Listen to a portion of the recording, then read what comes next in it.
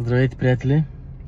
Искам само да вмъкна, че в момента записвам това видео в спряло състояние.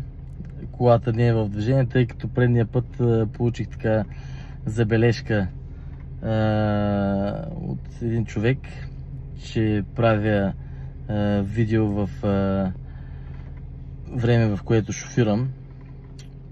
Съгласен съм с него, не е много окей, просто ситуацията беше такава.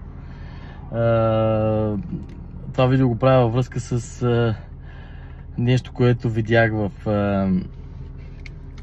един сайт на колеги брокери. Няма да споменавам от коя агенция са те, но ми направи така доста впечатление.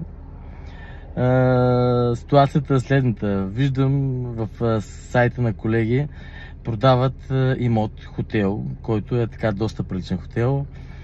Създали са така доста прилично описание под обявата, нали, хубави снимки, хубав текст. Но нещото, което ме грабна реално, под описанието брокера си е оставил своите данни и телефон, а под данните на брокера е оставил данните на собственика на хотела и е написал: ако желаете да получите повече информация относно този имот, моля, свържете се с собственика. Не, това е супер неуважение към работата, която вършите. Наистина.